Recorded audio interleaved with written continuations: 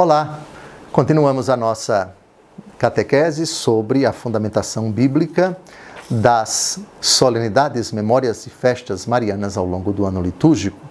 Já estudamos 5 solenidades: Imaculada Conceição, Santa Maria, Mãe de Deus, Anunciação do Senhor, Assunção de Nossa Senhora e Nossa Senhora Aparecida. Já estudamos 3 festas marianas: Visitação de Nossa Senhora, Natividade de Nossa Senhora, Nossa Senhora de Guadalupe.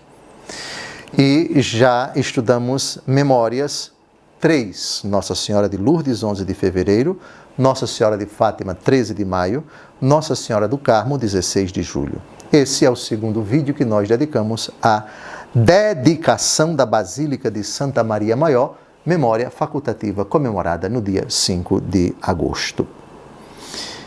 Agora vamos responder a uma pergunta: dedicação. O que significa dedicação? Dedicar uma coisa significa o quê? Eu estou dedicando isso, eu estou ofertando isso, eu estou entregando isso para você. Isso aqui passa a ser seu. Daí se fala de dedicatória de um livro. O que é dedicatória de um livro? São aquelas palavras, digamos assim, que apresentam o livro e ofertam o livro para aquela pessoa. Fulano, receba este livro como expressão do meu carinho, da minha admiração, etc. Isso se chama dedicatória. A dedicação de igreja, a dedicação de altar,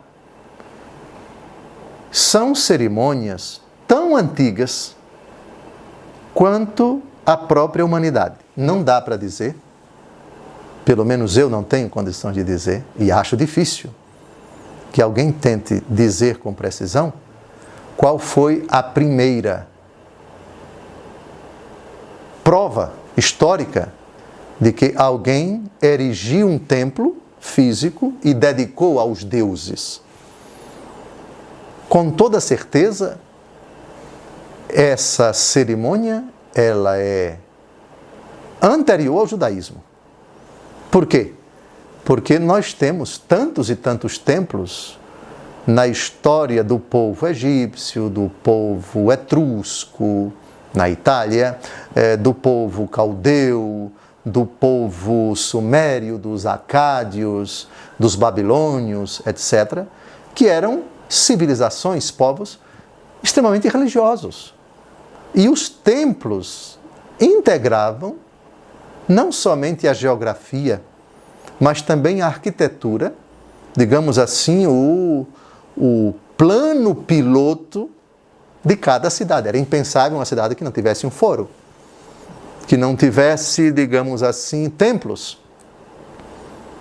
E os templos eram erigidos como expressão da religiosidade dos povos, de cada povo. Cada povo tinha o seu templo, tinha as suas cidades, e as cidades tinham os seus templos, e as cidades tinham também os seus deuses. Ali era adorada a Minerva, ali era adorado Saturno, ali era adorado, no caso, no âmbito de Roma, mas peguemos na Grécia, o templo de Zeus, o templo de Poseidon, o templo, enfim.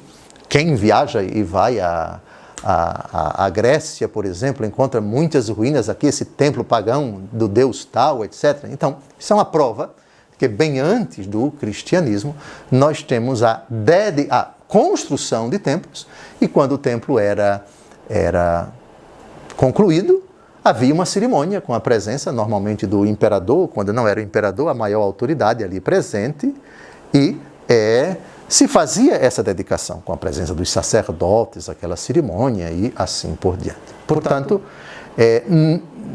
a dedicação de um altar ou de uma igreja, estou aqui com o ritual da dedicação de igreja e de altar na Igreja Católica Apostólica Romana de rito latino.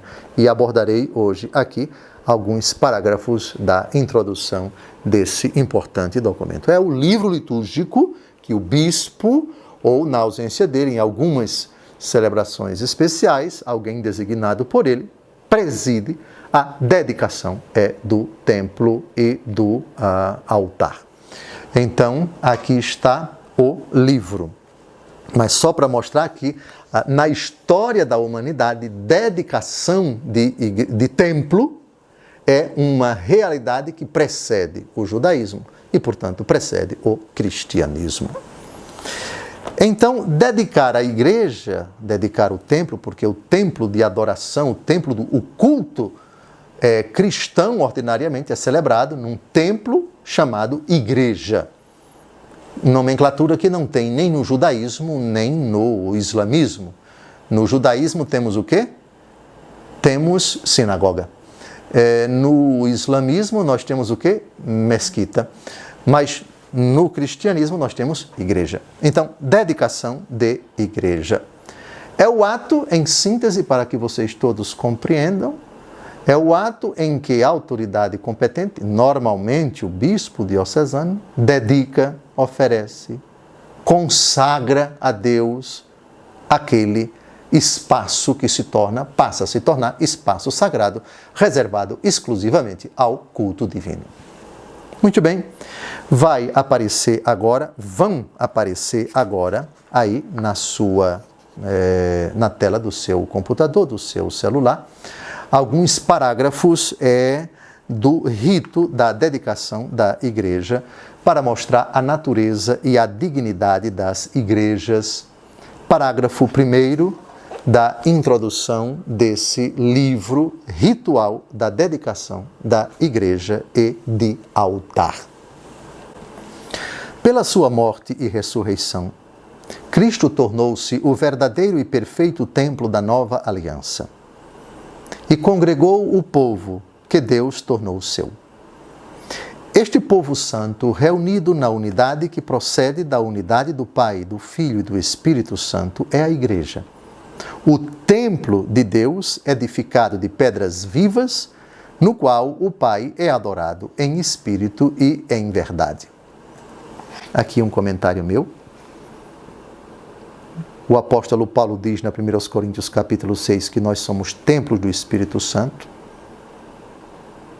Pedras vivas também é outra expressão que ele utiliza, e a primeira carta de São Pedro também. Isso remonta precisamente às palavras de Jesus: destruam esse templo e eu o reconstruirei em 3 dias. Jesus falava do templo do seu corpo, portanto, ele é o primeiro templo, o templo primordial no cristianismo, o templo do seu corpo. Pela fé e pelo batismo, nós nos tornamos inseridos em Cristo, enxertados em Cristo, templos do Espírito Santo.